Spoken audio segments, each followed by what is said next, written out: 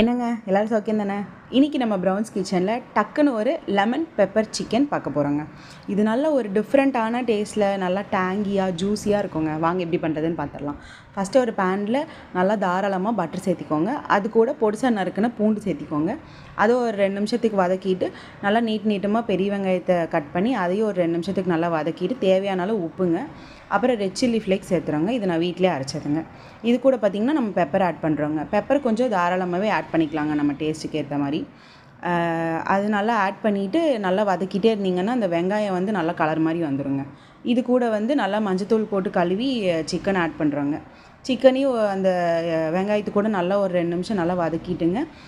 Chicken வேகிறதுக்காக ஒரு அரை class தண்ணி ஊற்றுறோங்க. தண்ணி ஊற்றி அந்த சிக்கனில் அது கூட நல்லா மிக்ஸ் பண்ணிவிட்டுங்க. லிட்டு போட்டு மூடி ஒரு 5லேருந்து 7 நிமிஷம் வரைக்கும் வேக வச்சு எடுத்துக்கோங்க. வெந்ததுக்கப்புறமா மறுபடியும் கொஞ்சம் பட்டர் சேர்த்துறோங்க.